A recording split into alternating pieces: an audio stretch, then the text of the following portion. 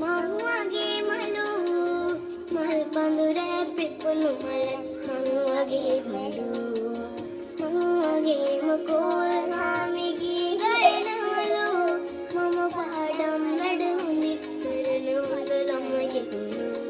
මම පාඩම් වැඩ හොඳින් කරන හොඳ ළමයෙක්ලු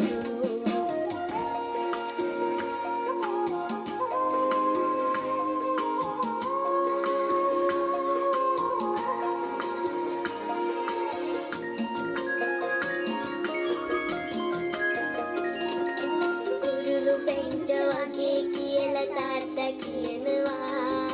තඟුමල්ලන් තමයි කියලා අම්මා කියනවා කුරුළු පැංච වගේ කියලා තාත්තා කියනවා